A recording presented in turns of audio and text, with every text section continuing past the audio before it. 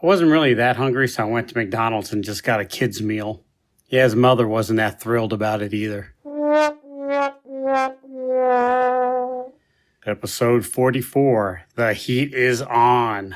And or Newbies and Wheeling. And or Spread the Love.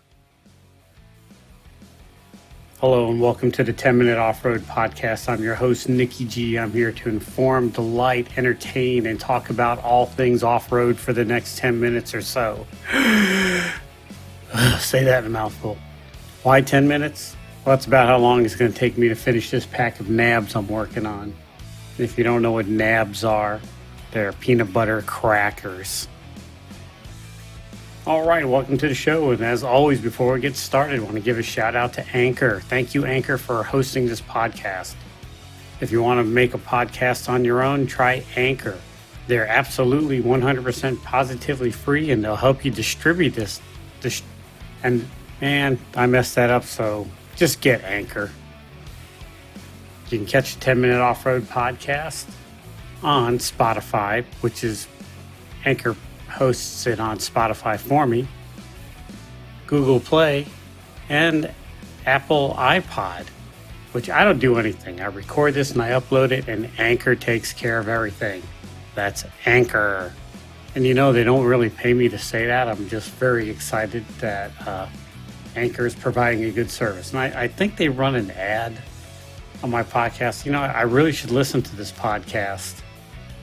But, you know, I record it, I edit it, because I got to take out all my little stutters and my ammas. I say about 24 ammas an episode. Yep, that's what it is. You can listen to the Podbean on whatever thing you're listening to on it now. It's on Google Play, Apple iPod, Spotify, YouTube, but it's not on iHeartRadio or Pandora. Those bastards just won't play this thing for some reason. You can follow the 10-Minute Off-Road Podcast, kind of, sort of. Really not into the social media thing, but I'm trying. I'm an old guy. You know, I need to hire a teenage kid to do my social media accounts for me. But you can follow us on the gram, Twitter, YouTube, and Facebook, and never on TikTok. If you see me on TikTok, you know somebody's hacked my account. I shouldn't say mine, I should say the podcast account. Because it's not really my podcast, it's our podcast.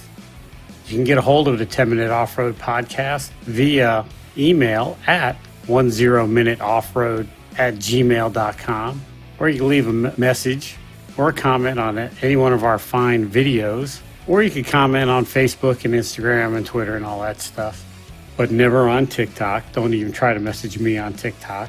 You could also send out smoke signals, hieroglyphics. Yeah, I'm working on saying that. You could even send us a telegram. Can you even do that anymore? I'm not sure. Skywriting's acceptable. You could even write out a message to me in your alphabet soup. I'm sure I'll get it. And if you're really inclined to, you can leave a review on whichever format you're listening to this on. But it'd be Apple Podcast or Google Play or YouTube, or can you leave a review on Facebook? Anyhow, if you got something to say it to me. I appreciate the interaction. If you don't have something to say it anyhow. Just say anything. Which was a good John Cusack movie. All right, so diving right into this thing head first, I want to talk about heat soak and overheating. I've got a Jeep Cherokee, which is well known for running hot and overheating. And I got to say, I've had a little bit of a problem with overheating on the trail.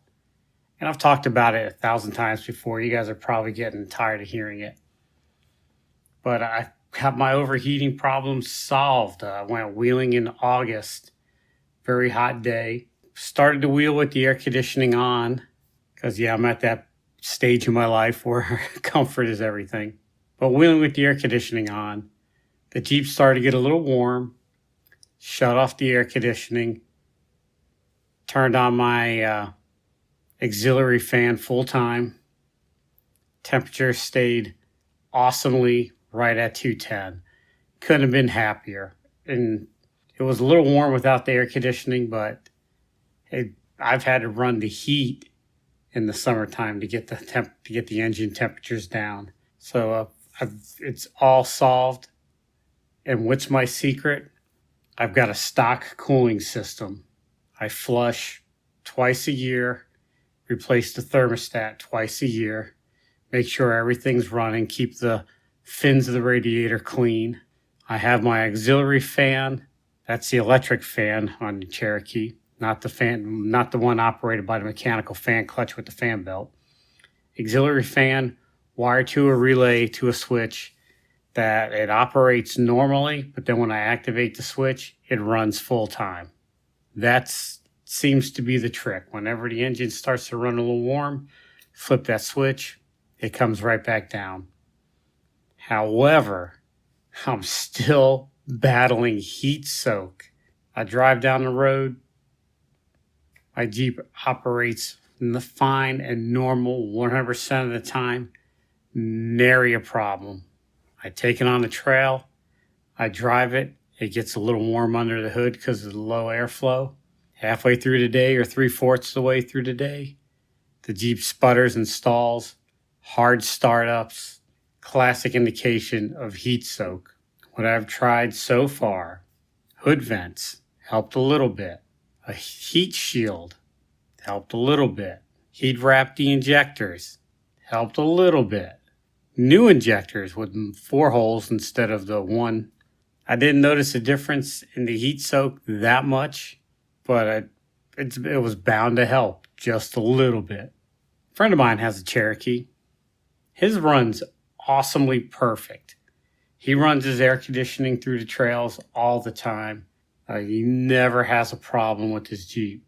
Recently, he encountered heat soak, and what he did to correct the situation, right away he went to the fuel rail, realized it was a fuel delivery problem, pressure gauge, let him know that his Jeep wasn't holding pressure, didn't have enough fuel pressure. Changed his fuel pump, heat soak went away. And his theory behind that is low pressure is low fuel in the fuel rail. The fuel vaporizes easier because it's less fuel in there. It made sense when he said it. He applied the practicals to it and solved it. Got me thinking, that's the last puzzle to the fuel delivery system that I have. Now, before you say fuel filter, yeah, I replaced my fuel filter a couple of times to no avail. You could say pressure regulator, but on the 96, the pressure regulator is on the fuel pump. From what I could understand and find out, that before 95, they were on the fuel rail, or up to 1995. The pressure regulator was on the fuel rail. 96, it's on the fuel pump. When I mean on the fuel pump, I mean in the tank. 97 and up, the pressure regulator is on the outside of the tank, right on top of the fuel pump, I think. I haven't checked one, but the pictures I've seen made it look like that. So you can get a fuel sending unit from 89 to 95 relatively cheap. You can get a fuel sending unit from 97 to 2001 relatively cheap. Trying to find the golden goose, one year run of an XJ sending unit has been almost impossible. I can find one on Rock Auto. It's a little pricier than the other fuel pumps, but I'm going to get it, install it, and see what it does. It couldn't hurt. Now on 96 and down, you don't have to take the tank down to access the fuel pump because the fuel pump's in on the side. But I'm going to drop the tank, and I've got a few other little issues I want to check out. Like I want to undercoat above where the tank is. I'm sure that hasn't been touched in years. I want to make sure all the mud and dirt and crud is out of there. I have a check valve on my filler tank I think is stuck because I could fill my Jeep up to 3/4 full, and then I got to creep it full the rest of the quarter of the tank. So I'm going to address a bunch of issues, but I'll let you guys know if that solves my heat soak. It has to. It's like I said, the pump and the regulator are the last two pieces of the puzzle. If that doesn't do it, then I'm going to have to go look at electrical components. Crank position sensor could act up funny when the engine's hot. I doubt it. That's my problem. All right, switching gears into newbie wheeling and sharing our hobby. I went wheeling with some friends just last week, which is probably going to be about 2 months ago from the time you hear this. We went wheeling in August, and I think this will probably air in September sometime. But I went out with some friends, and I have a friend who hasn't really officially been wheeling, but he's building a rig, and he's taking his time doing it right. You got to hurry up, man. We got a lot of trails to hit. But he tags along with me, and he enjoys going out, and he's a hell of a spotter. He's a designated spotter.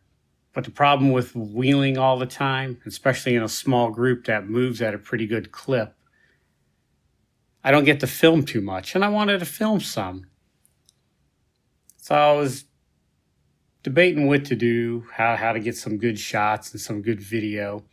When we got to the trail, and I realized I didn't have my GoPro mount for the back of the Jeep, where I usually just put a GoPro facing everybody behind me, which is kind of a lazy shot to do, but it produces some good videos. So I made a last minute decision right at the trailhead that I'm going to let, I don't want to say his name, but I'm going to let the passenger, my friend who wants to wheel, loves to wheel, and just hasn't really have too much experience in it yet.